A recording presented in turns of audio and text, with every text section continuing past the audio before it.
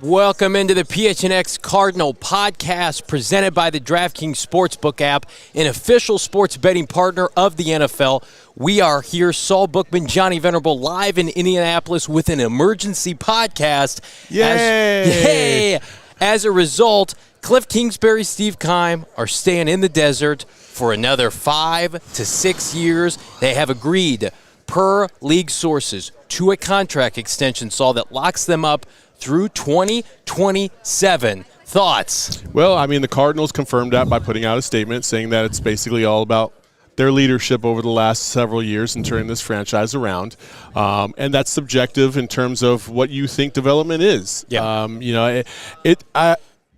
I'm surprised. Yeah. I'm pretty shocked. Mostly because of Kliff, not necessarily Keim. Mm-hmm. It doesn't surprise me that Keim got an extension. He's got a great relationship with Michael Bidwill, and that cannot be overstated enough. He's got a terrific relationship. We see why he is in the building, and I know there's a lot of fans out there that are like, "Oh, get rid of Keim, and you got to go with somebody else because of the draft." Mostly the draft. Yeah. But at the same time, he's had a great record of making transactions that kept the Cardinals relevant over the last decade. Yeah. It's true. Yeah. With Kliff, however, man, that is a gamble. You cannot let Steve Keim select a fourth head coach, and I think this played into that. So if you're going to move off of Kliff Kingsbury, you would have had to also have moved off of Steve Keim, because essentially he would have, quote, failed with Kliff. He would have failed with Steve Wilks. Bruce Arians retired. So are you going to let him pick yet another head coach? I feel like at the end of the day, Michael Bidwill, we were all emotional after that LA Rams game. Sure. I thought there was a decent chance, probably a coin flip chance, they would make strong personnel changes, maybe potentially fire Vance Joseph. Kliff was safe. Michael Bidwill sat on this for upwards of probably 4 to 6 weeks and then said, you know what, 11-5, that's the second best record in the history of this franchise. Let me repeat, 11-5, or whatever they were. They had 11 wins. 11-6. 11-6. That's the second best record this Cardinal franchise has ever had. The best being, of course, 2015, also led by Steve Keim when they went 13-3. Yep. That shit matters to Michael Bidwill. Michael Bidwill watched his father, as did you, a long-tenured president, owner of the Arizona Cardinals, Bill Bidwill, never sniff 11-win seasons. And so I know the majority of the fan base, we're taking a pulse now, is frustrated, in shock, upset, and I can understand that. But you have to think of it from Michael Bidwill's perspective. You've got Kyler Murray, presumably, and we'll get to that. Yeah. Steve Keim and Kliff Kingsbury in-house. That gives them a direction. It gives them stability. They do not want to be viewed like one of these franchises in Jacksonville, the Browns for forever, that pivoted off coaches and general managers and executives. Like it was fun. Left and right. Because what that shows to the rest of the NFL is you are unstable. Now going into free agency, for better or worse, they have a unified front with their head coach and GM. How the hell were they going to get free agents of note to come to Arizona knowing that this was a sinking ship? How could they upgrade coaching staffs? Let's say they do pivot off Vance Joseph after this year. You know, we haven't heard that he's gotten an extension. You know, they couldn't do that with those guys being on one-year deals, going into a make-or-break season. Yeah, I hear you. I hear you, as Charles Davis walks right by us. That's pretty cool. Yeah, it is. I hear you, but at the same time, man, listen, for me, it's all about Kliff. It's not even about Keim. It's about Kliff. What does Kliff bring into the table in year 4 under Keim and Bidwill? And I'm sorry, I haven't seen enough in 3 years to tell me that I'm willing to take a risk for another 5 or 6. Okay. You know, that's a scary proposition for this fan base. And I think they have every right to feel unnerved, a little pissed off. Yeah. Because in their eyes, the direction of this franchise wasn't escalating to the top of the mountain as fast as it may have appeared in September and October. It just isn't. Yeah. And that's a repetitive problem for Kliff Kingsbury. How the fuck are you going to win a Super Bowl if you can't even muster a couple wins in December? They looked at the landscape of this division. Kliff Kingsbury has improved his divisional record each of his first 3 years. I don't think they view that as a coincidence. I think they believe Kliff, when he went to Seattle and San Francisco with Colt McCoy in November. I know that was before the collapse at the end of the season. I think that spoke volumes to Michael Bidwill that this is the guy to overcome adversity. The game plan he put together from his house during the COVID week, and Vance Joseph took the reins. I think that proved to Michael Bidwill that this guy, it was starting to click, right? We also remember that the quarterback coach came in and coached against the Texans and won a game too, right? Like, it feels like I think anybody. It was like the special teams coach. Yeah, I mean, listen, this also flies kind of in. This is why chatter and rumors and things of that nature can be kind of damaging and also misleading. Yeah. After the season was over, all we heard was that Michael Bidwill, and there was reports of this, that he was upset. Yeah. He was really pissed off. Did not like the way that the season ended, could not understand it, and they didn't have their usual meetings after the season, all these things that are structurally in place that are kind of routine in postseason kind of protocol went out the window, and that was kind of the rumor. And then you come to today, and now we have 2 extensions for for your head coach and your general manager. It kind of flies in the face of the narrative that things were kind of messy behind closed doors. Yeah. Maybe they're not as messy as we once thought, and that might even apply to this Kyler situation where we all think it's going one direction. Their agent is doing this and he's doing that, but as we talked about off the record or off air, listen, Kliff has the same agent as Kyler, and if you don't think he caught wind of this, we're going to get to Kyler Murray here in a moment. I want to really read the official statement from the Arizona Cardinals, Michael Bidwill, on behalf of the extensions for Steve and Kliff. Michael states the leadership of both Steve and Kliff have been key factors in the team's turnaround over the last 3 seasons.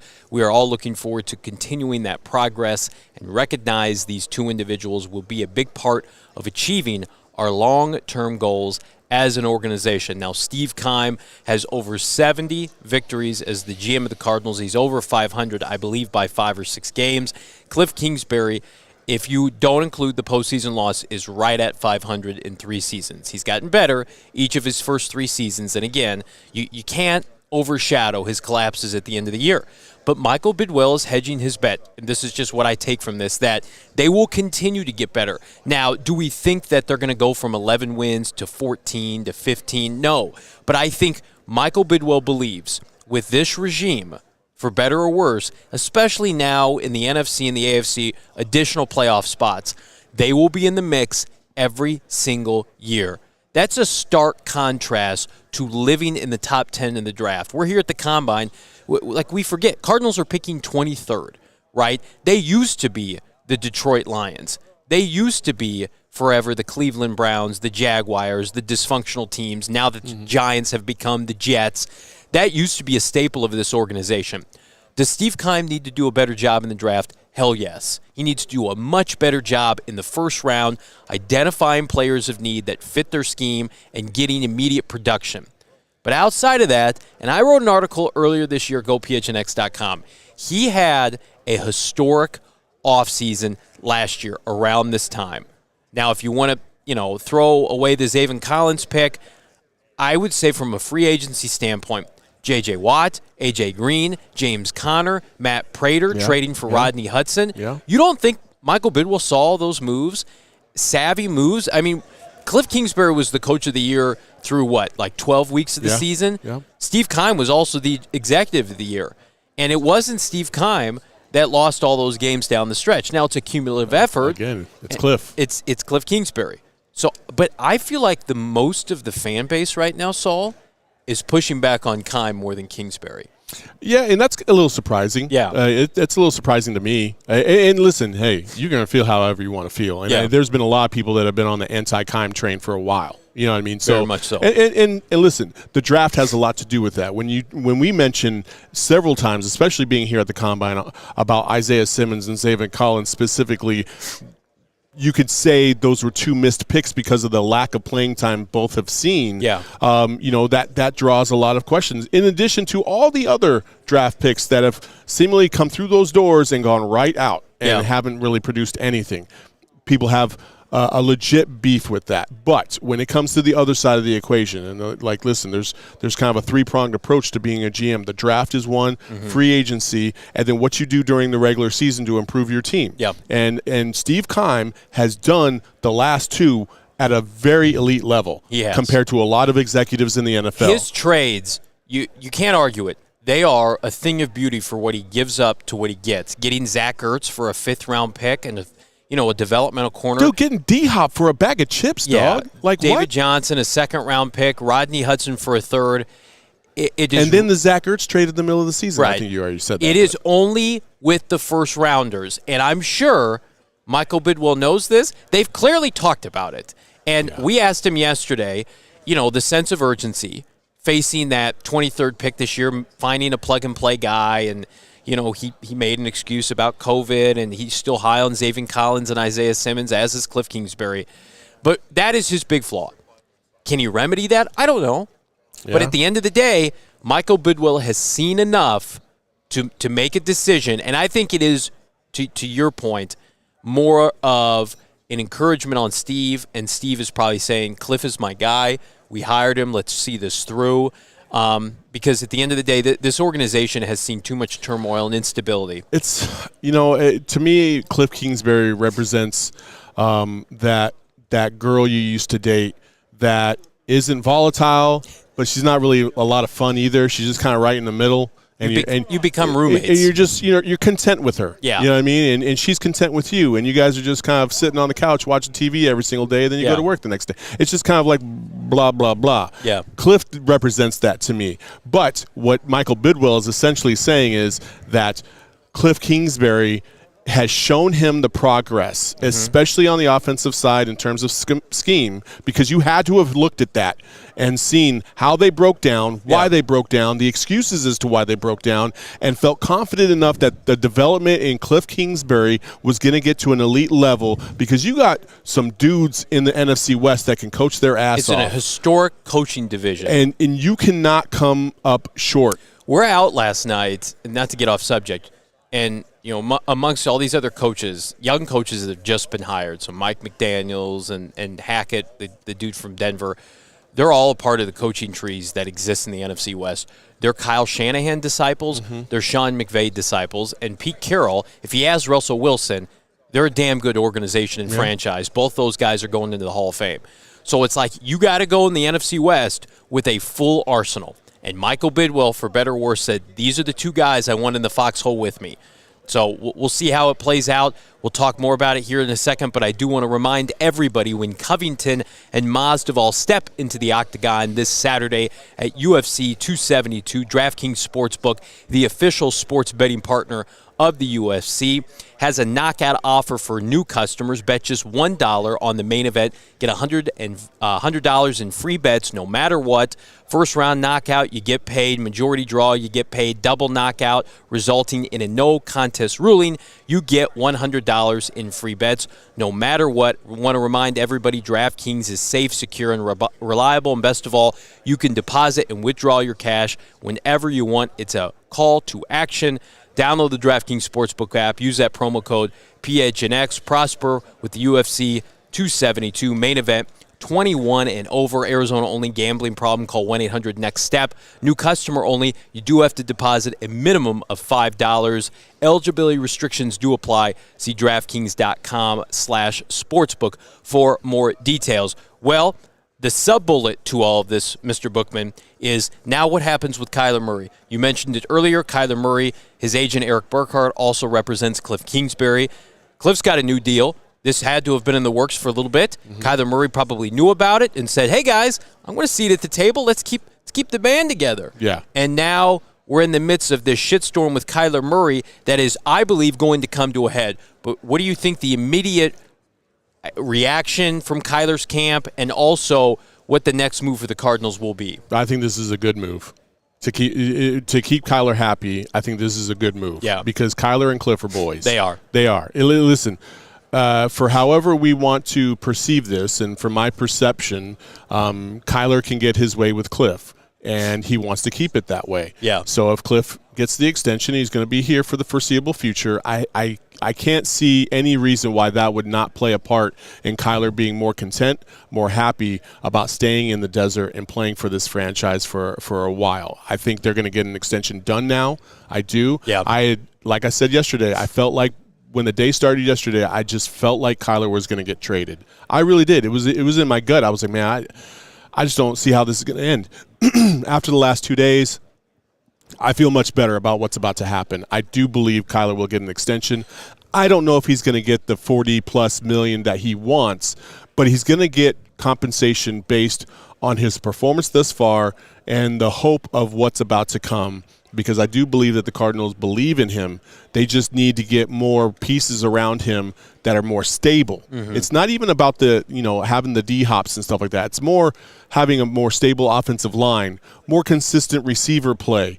You don't need to go get an elite receiver. You just need A.J. Green to turn the fuck around in the fourth quarter when the game is on the line. That's all you need. Yeah. And that changes the whole dynamic. And I think with Kliff and Keim in the fold, I think that's going to tell Kyler, hey, we're in this for the long haul. Yeah. You're our boy. This is the 3K triangle. Let's go.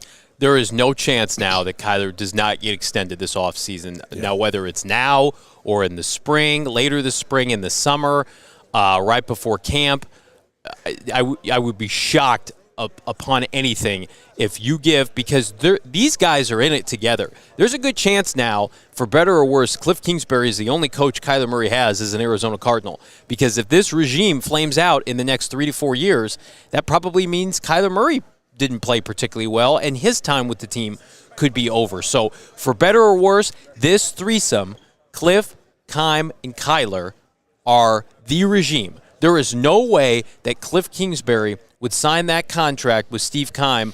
Well, let me go back on that. Kliff wanted to get extended, and I do think if something abrupt were to happen, they could pivot off Kyler and go after somebody else. Now, that wouldn't lead to good results, but I do believe, to your point, this is good for Kyler Murray in Kyler Murray's sense. Kyler Murray and Kliff Kingsbury are incredibly close. He knows that Kliff Kingsbury has been in the foxhole with him from the start. He is the reason, in my opinion, that Kyler Murray was the first overall pick to the Arizona Cardinals. I think had Adam Gase been here, they would have gone with Nick Bosa. It would have been Josh Rosen and Nick Bosa. But because of Kliff Kingsbury, love him or dislike him, love him or hate him, he is a big reason why Steve Keim turned on the tape 3 years ago, March of 2019, and said, we got to take this kid. So I do believe, I don't know if you think this is sending the wrong message based on how he's gone about searching for his contract, demanding it basically in a statement. And now that Kliff Kingsbury gets a contract extension going 1-5, 1-6 in the final stretch of the season. But this is how the Cardinals want to operate. They want to look at 5,000 feet above playing field. They don't want to be reactionary. They want to say, Kyler Murray's gotten better every year, as has Kliff Kingsbury. Steve Keim has overseen the most successful period in franchise history. Let's extend him. Michael Bidwill is saying, we want more of this, and you can't have more of this without Kyler Murray. Yeah, no question. In the chat, people are saying no way Kyler's taking less than $40 million. I tend to agree. I think 40 is going to be the number. It's Dak Prescott money, or at least the ballpark. Yeah, for sure. And for good reason. I mean, he's performed about the same level as Dak Prescott, if not even a little bit better, because he has even beat Dak Prescott in head-to-head. Also, I do want to go back to this whole Kliff thing. Kliff's development as a coach is the most important thing to this franchise right 100%, now. 100%, because it affects Kyler Murray. 1,000,000%. Like, there is no debate about that whatsoever. Like, that, his development needs to reach another level. And I think Keim is saying that he believes that will happen. Yeah. Bidwill believes that will happen. Listen, we have talked so long about the Arizona Cardinals being forgotten about, slept on, but since the end of that Rams game, the Cardinals have owned the NFL conversation for the last month or so. They are committed and staying in the news cycle for anything but wins. Yes. Well, I mean, hey, but that should also tell you that they are a relevant franchise. Yeah. Whether you want to believe it or not, they are a relevant franchise in the NFL's eyes. Mm-hmm. They have young, up-and-coming players. They have a young, up-and-coming head coach. Yeah. They have a GM who makes shrewd moves, whether you hate him or not. He makes moves that move the needle. Yeah. They bring attention to this franchise. Yeah. This franchise is so much more relevant than they ever were in the 80s, 90s, early 2000s combined. Yeah. They were. It's not even close. The flash in the pan Kurt Warner experience was fantastic, but it lasted 2-3 years max. Two seasons. 2 seasons, right? He ended the season in 2007, then the Super Bowl run, then the division title in 2009, and that was it. Then he got knocked out against the Saints, and that was the knockout blow for the Cardinals. I love Carson Palmer. He couldn't put it together in back-to-back seasons. He was injury-prone. Bruce Arians, wanted to leave the team, unretired, went to Tampa. This is Michael Bidwill wrapping his arms around, we presume, 3 individuals that he thinks are going to keep the Cardinals, to your point, relevant and in the conversation. And I understand where all the Cardinal fans are coming from when they say Super Bowl or bust. We have to get a Lombardi trophy. We have to make it happen. They went all in with Carson Palmer, and they put all their chips in the table. That's why they don't have Patrick Mahomes or Deshaun Watson right now. They took Hassan Reddick. And Michael Bidwill's taking a step back and saying, listen, guys, it is enough. We just saw the decrepit 49ers with Jimmy Garoppolo come a quarter of the way from getting to the Super Bowl. Yeah. And potentially would have beaten the Cincinnati Bengals. You look now that the fact that there aren't 2 byes in each conference in the playoffs means I think we're going to see a lot more lesser seeds have immediate playoff success. If I'm Michael Bidwill, I'm saying we just got to get in the tournament. It's cliche. It's NCAA tournament-esque. It's MLB baseball.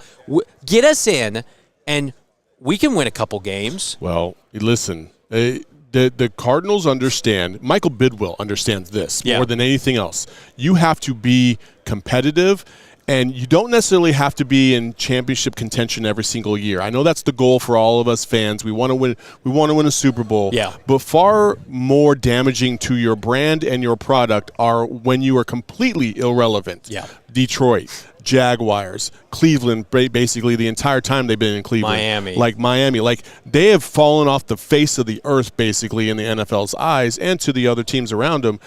You don't want to go there. Michael Bidwill understands that. He knows that you are at a kind of a mid to upper mid level right now with this franchise in terms of relevance, consistency, winning. Like that's important because it brings money into the stadium. Yes, fans buy tickets on hope because you're 9-8 or you're 10-7. You're in the mix. You're in the mix all the time. Yep. And then when you get to a point like they did this year, they got to a point where they were 5-0 and they were like, okay, we just need one more move, and they made the Zach Ertz move. Those are the things that could potentially set you over the top and win a Super Bowl. It didn't work out this year, and that's fine. It did not end the way any of us wanted to. No. It was no an excuses. absolute disaster in L.A. However, they are still relevant. Yeah. They are still not a premier franchise, but they are still a good franchise right now, and they have a quarterback that could potentially take you over the top if his development goes the right way, along with a younger coach. If his development goes the right, a lot of ifs right now. A lot of ifs. I also feel like Michael Bidwill is saying to all of us that he believes that everything that needs to be corrected and worked on with Kyler Murray can be done with these 2 guys, mostly Kliff Kingsbury. He believes Kliff Kingsbury will be able to remedy this. And you talk with Kliff Kingsbury, he's a likable guy. Now, can he challenge Kyler Murray? He might be able to now. If now he's got in the bag, he's got his first big boy NFL extension. He knows he's not putting up his house in Paradise Valley for sale anytime soon. So maybe that gives him the gall and the gumption to be able to challenge Kyler Murray because they're in the foxhole together now. Go ahead. Go ahead. We got some questions in the chat. NFL AZ Cardinals says, do you guys think K1 will have a no-trade clause just in case K1 goes at it with the front office again? I don't believe so because if Kyler wants out, then he wants out. Yeah. And I know the no-trade clause would prevent the Cardinals from trading him. I don't see a scenario where the Cardinals would trade him unless he just completely bombed. And then at that point, what are you talking about? So I think there's probably there might be a clause in there saying, you just got to completely give up on baseball. Yeah, that'll be the clause is no more baseball talk. This is it. Commit to football. If you want to play baseball after your contract's done, that's fine. But and I also want to make a quick point here before we get back to the comments. I believe Michael Bidwill looks around the landscape of the NFL and thinks that Kliff Kingsbury and Steve Keim could win plenty of divisions that are not the NFC West. And if you're not going to roll with those two guys, and it's good to start fresh and have a clean slate, who are you getting? Who's coming here to coach this team? I don't want anybody to look at this as a consolation prize. I do think Kliff Kingsbury could win the NFC East. I think in certain years, maybe they could win the NFC North and the NFC South this year. It is only because of the landscape of the NFC West that is a historically great division. But it also tells me maybe this is their way of saying, we're going to wait out this Russell Wilson, Pete Carroll thing because we feel like it's about to come to a head. Yeah. Trey Lance may be a bust, and that allows us to leapfrog. At some point, Matthew Stafford's going to break down, and Aaron Donald's probably going to go away. This is them hedging their bet that if we keep it stable for another couple years, it will be our time. You want to control as many variables as possible. Yeah. Because if you control all the variables, or at least the ones that you know, then you know where your weaknesses are specifically. The problem when you make regime change after regime change after regime change is you have so many variables that are all over the place that you got to identify, and it makes it difficult to really build any consistency or growth. Yeah. The Cardinals, whether you like it or not, they believe in these guys.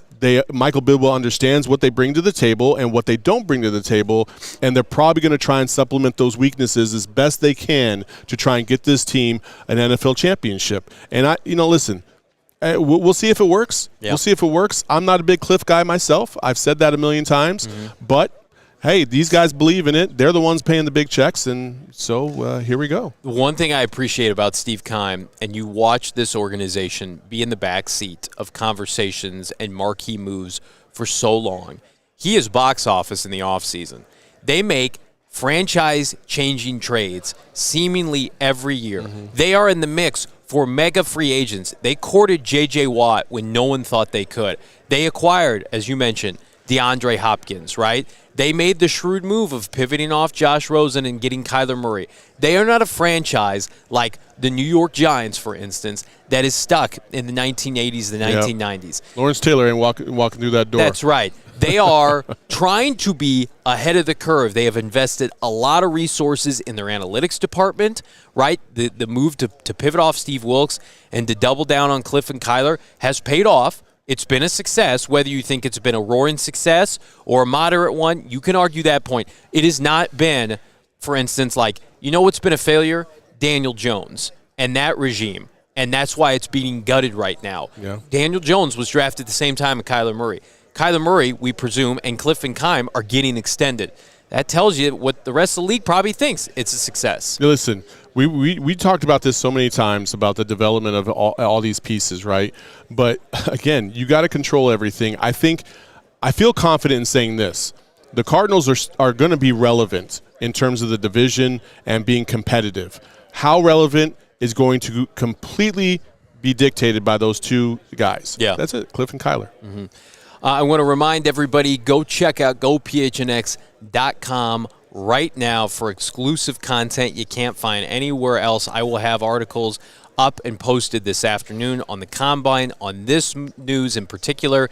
If you want to dip your toe in, it's 50 cents for the first month, $8.99 for the subsequent months, or you can just give us a little bit up front, pay half for the entire year, get a free T-shirt from the PHNX merchandise locker, become an official member of our family at PHNX.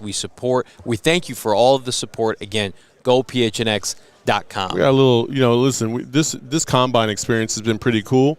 We put in a lot of work trying to bring some sound and some video from prospects, and yesterday with Keim and Kliff, and so we wanted to kind of give you guys a little behind the scenes thing of what we've been doing and up to, and so enjoy this little 2-minute video on what this Combine experience has been like for us.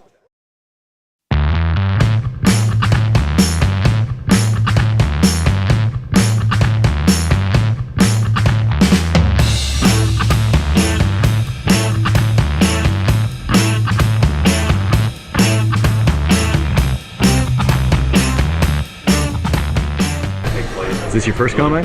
It is, yeah. Ooh. This is fantastic. Like a nerd's dream right here. That's right. Is it your first Combine? It is my first Combine. Yeah, absolutely. It's been fun.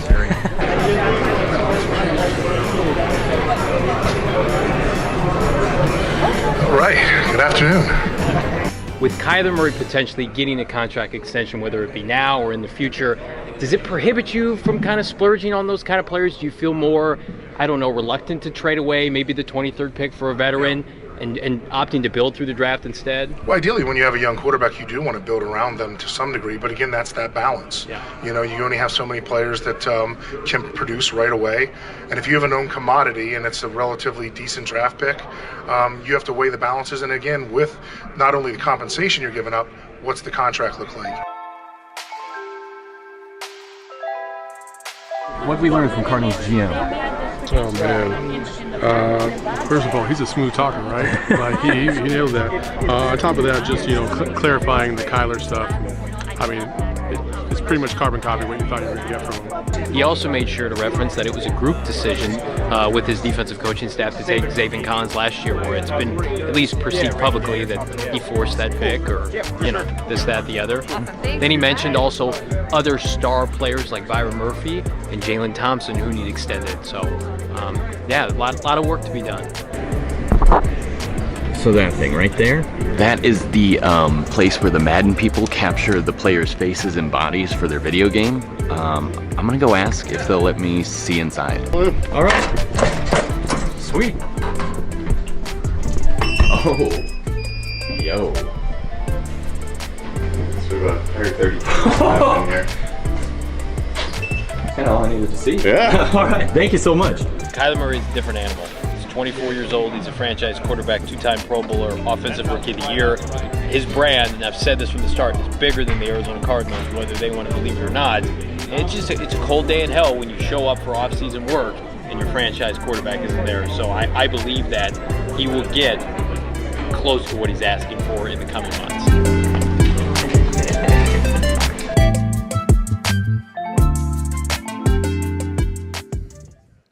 Shout out to Ryan and the DMVR peeps for setting that up.